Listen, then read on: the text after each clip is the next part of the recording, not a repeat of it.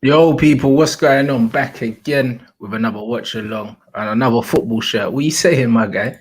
Listen, Memphis Depay stat pad session needed for my fancy team today, so I had to wear the Barca kit. Yeah, fair play, fair play. Who's your captain? I got Memphis Depay captain today. Oh, you captained him today? Yeah, because I think the news broke out a couple of days ago that Holland won. You're going to make 2 changes today, and I knew Memphis Depay was going to start because I think there was a leak yesterday about the team. Okay, all right, bruv. So So you're doing a bit of stat padding yourself then. Look. Listen, the Dutch media broke the news. I had to just capitalize on the opportunity. Fair. Do you know what I mean? Big up everyone inside. Still quite a strong Dutch team there.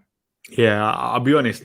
I really like this Dutch team. Ryan Gravenberch back in, Donny Marlin up front, and Wijnaldum still playing. What do you think? Do you think they should have made more changes? I don't know. I would have probably rested Genie, to be honest, because he's a very, very important player for them, innit? And with his age and that, do you know what I mean? I would have definitely I would have just rested him, man, because he's not a necessity. But you never know. They might take him off once the game's wrapped up. You never know. If they get a couple goals, they might just take him off then. Because they've kind of done the opposite of what Italy done. Because Italy, out of the 26 players taken to the Euros, they've played 25 of them. Yeah. And you're looking at Holland today, only 2 changes made. Italy made 8 changes yesterday, I think it was. Wow. Fair play to them. And they still got the job done. Yeah, they look very, very impressive again. Yeah. They've gone from like being dark horses to possibly being the favourites, bro. Like just on form. Especially yesterday, Verratti was back in it. And he balled out once again. Which you would expect. Do you know what I'm saying? Where's the source from this? Fabrizio Romano said that. And Sky Sports are reporting it as well. Okay, so 100 million, yeah. What, to include players in the deal? So what, a deal worth up to 100 million or 100 million plus a player? I think the initial offer was £100 million bid and it got rejected apparently. By the so they're saying you can have 100 million plus one of these 3. I don't know about that, but I think they're willing to include Sterling, Laporte, Jesus. In any deal, you mean? Yeah. Because I'll be honest, yeah. Initially, I thought Harry Kane was going to leave because I never knew. So I didn't think City were going to spend like this. No, bruv, what do you mean, bro? But listen, financial fair play's been relaxed. Why not? Because City never spend big on one player, do they? I think the record signing is Laporte for something like 67 million, was it? Yeah, but saying that, bro, like not every day a player like Harry Kane becomes available. Sometimes you just have to splash out. Yeah, but I don't know, Harry Kane, like I don't know if it's gonna happen, but with the players that they're offering, the likes of Laporte, the likes of Jesus, Sterling, I think maybe Tottenham might be a bit tempted. Because the thing is, if you're looking at Tottenham still, they still need to sort out a new manager before they actually even get these players in. Yeah, facts. Yeah. It's all weird, bro. Not gonna lie, but come on, to be fair, if they did end up getting Sterling, I don't think there's any manager that's gonna be at Tottenham that's gonna be like, yo, I don't want him. Yeah, but Tottenham ain't getting no decent manager. So say if the new Tottenham manager plays like a 3-5-2, then you're playing Sterling up front or something and not on the left. So it's still like you need to get the new manager in before you sort any deal out. But I think Tottenham have said they're going to wait until after the Euros to sort anything out. Yeah. For Harry Kane. Yeah. It'll be one of them occasions more likely. And man said Arnautovic is back, for fuck's sake. Yeah, he's back for Austria up front today. But he's a player still. Do you know what I mean? Regardless. That game, Austria, Ukraine should be interesting because I think a point for both teams actually gets them through. With how the third place thing works, isn't it? I'm not sure. Because I think they're both on 3 points. If 4 points should be enough to get you through, innit? 4 points should get most teams through, to be honest, the way this thing is moving right now. But I think from the looks of it, I think Austria went back. Austria playing a back 4 today or something, innit? So clearly they might be a bit more attacking and hopefully literally try getting the second place, which is interesting. Yeah, I haven't seen the Austria lineup or anything like that at all. Do you know what I mean? I haven't seen it, bruv. Do you know what I mean? What's obviously Holland are through already, so. Well, I think they're guaranteed to go through, but it's about first place, isn't it? Yeah, it's about first place. Yeah. And that's basically a goal difference, but their goal difference is very good compared to the rest, so they should be going through as first place. Yeah. I can't see them not winning this game, innit? So when you look at that, they're going to be fine, and then that would be that would be a clean sweep for them. Yep, 9 points. But that's what I'm saying, and I think who else? Italy have done that. So far, Italy are the only team to do that, isn't it?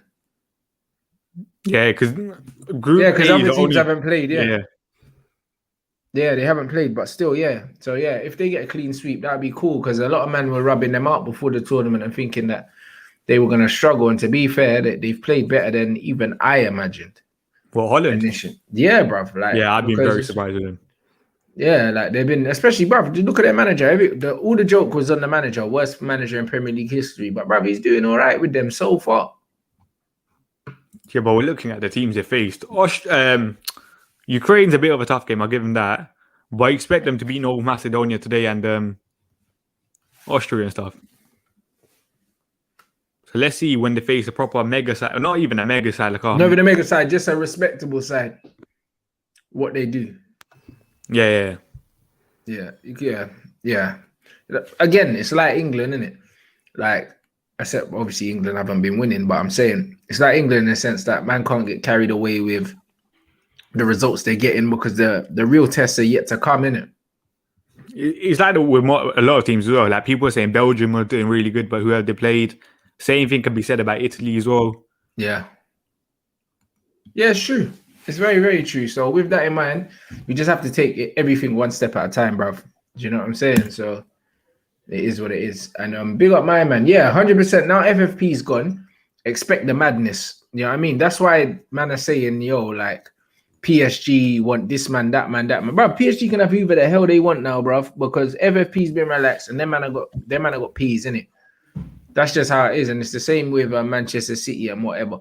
City don't usually spend big, but at the end of the day, you don't usually have the opportunity to replace like one of the best strikers in the league with another one. So sometimes you have to just do what needs to be done at the time, innit? And I think that at this present moment is spending whatever needs to be spent on getting Harry Kane in, because if you get Harry Kane in, that cements the league title for at least another 2 seasons for me, bruv, because there's no way that Harry Kane's going to score 20, 25 goals for Man City and they're not going to win the league.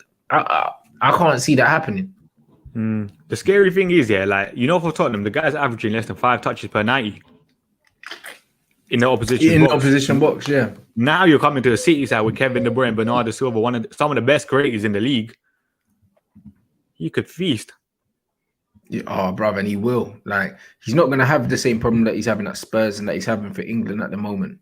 So, yeah, it's going to be an absolute madness. For City at times, you can question his for Spurs at times, you can question his injury record and stuff, innit, with his ankle. How Tottenham look after him, because Tottenham need him pretty much every single game, innit? Yeah, they definitely play him through injury. Yeah, because for Man City now, you can actually get rotated. Yeah. Which is obviously a good thing. Yeah, so he might end up playing less minutes but scoring more goals, which wouldn't really be a surprise. Because I was looking at Harry Kane, Harry Kane, since the 2014-15 season, people say he's injury record, but he's played 34 games 2014-15. The next season he played 38. The season after he played 30. The season after he played 37. The season after that he played 28. The season after that he played 29. And last season he played 35. So he still played a lot of games, even despite his injury record.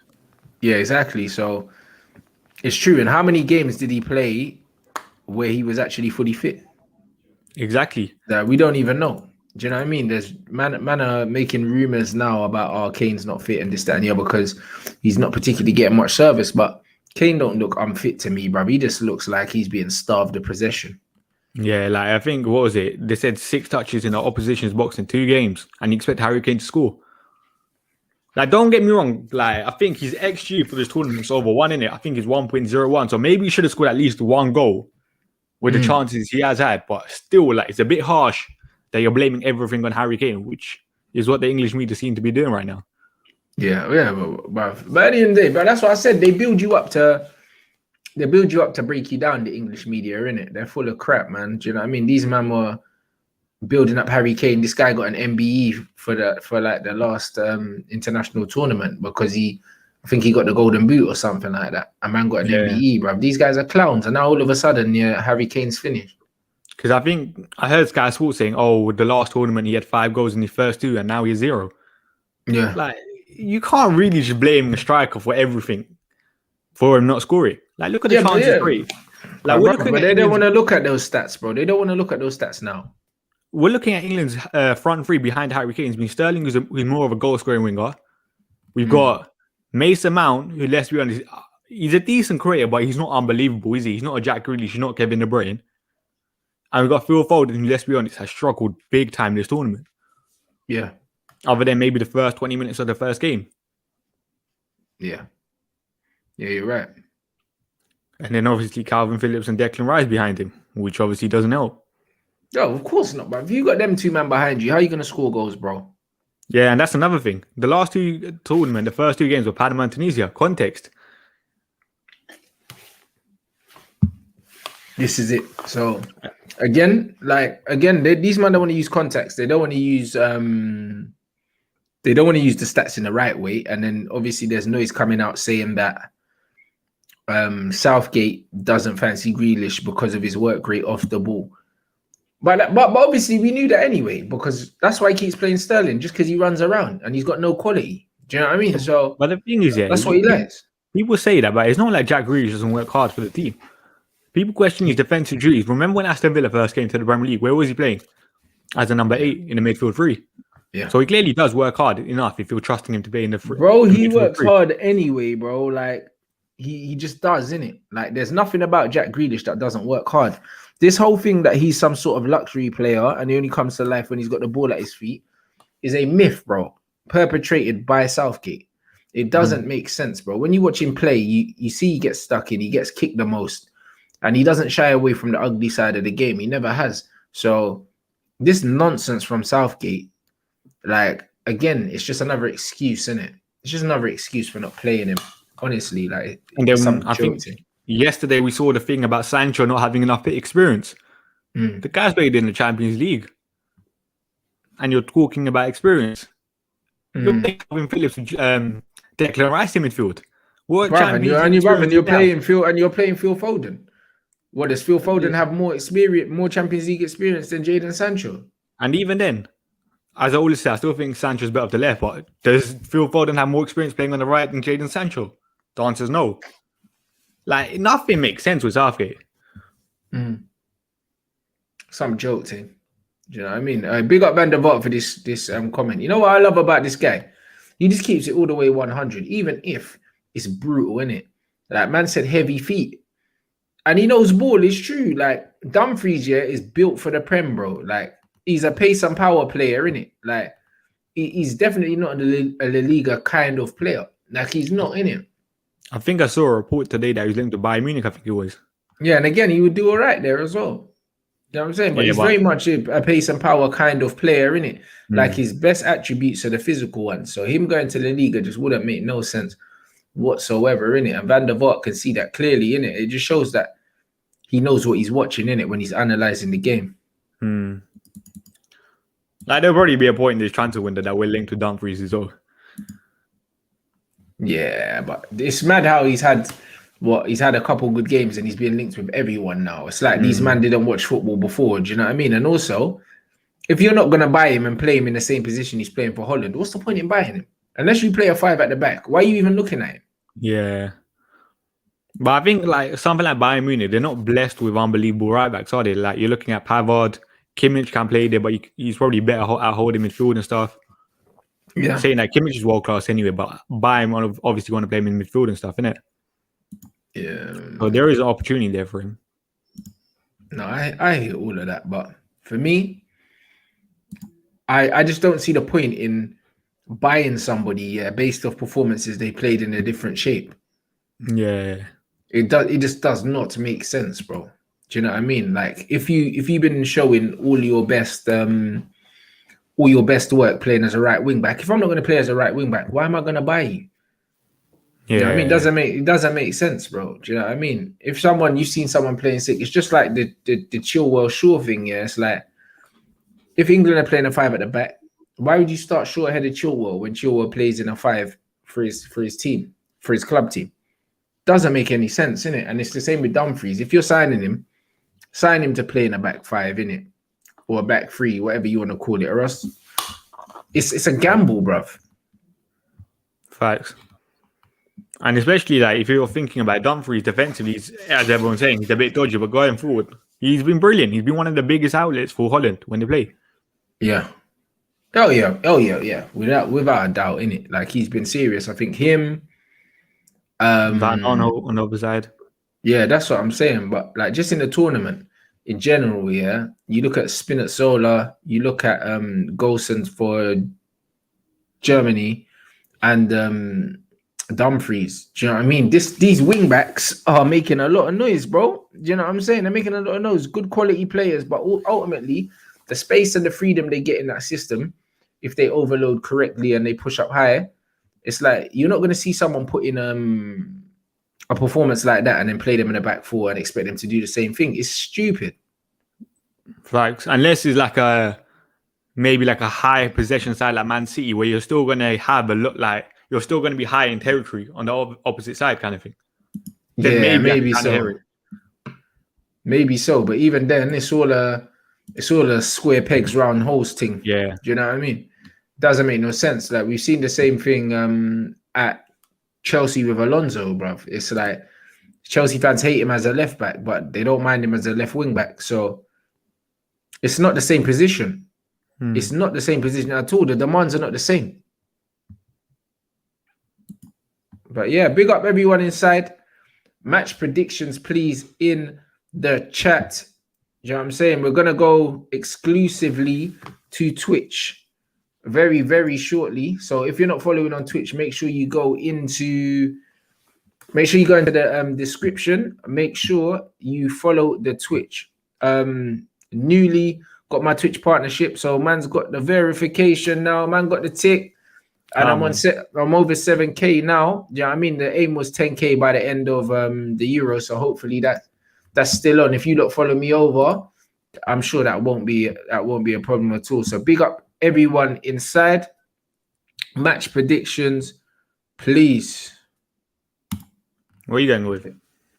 I'm gonna go for a 3-0 to the Netherlands, bro. That's what I'm going to go for. I'm going to go for a 3-0. What are you saying?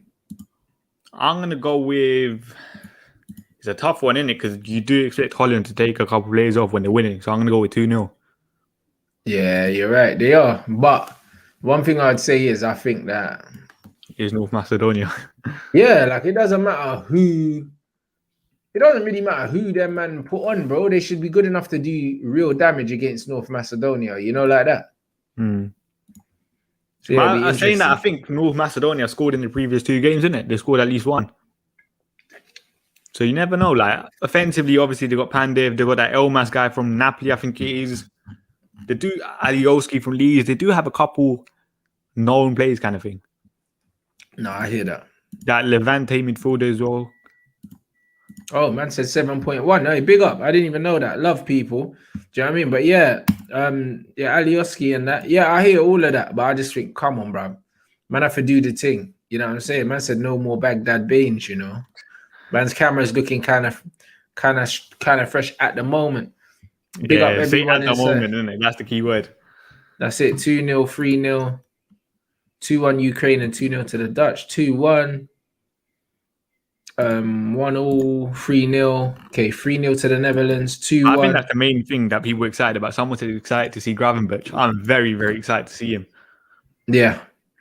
Because I think he scored in the last friendly before the tournament as well. I think he scored a header, I think he was. So hopefully he has a good game. Because I rate him more than someone like Darun and stuff, innit? Yeah. If he has a solid game, maybe you're an option for the next game in the tournament. Yeah, possibly. But yo, guys, Big up everyone that's watching on YouTube. We're going over now exclusively to Twitch. So if you haven't followed, make sure you go into the description, jump onto Twitch, and keep an eye on the watch along. Also, make sure you subscribe to Statman. Click the link, the hyperlink in the title of the video as usual. Make sure you follow up the thing. You know what I mean? He's on what, 2.2k and rising. Do you know what I mean? So make sure you guys go and support the thing. What are you on? The national anthems now? Yeah. This is it. So yeah, we're about to go. One. There you go. So we're about to get exclusive now, guys. So make sure you jump over to Twitch. And yeah, we'll be back for the preview for the following game at 7:30, guys.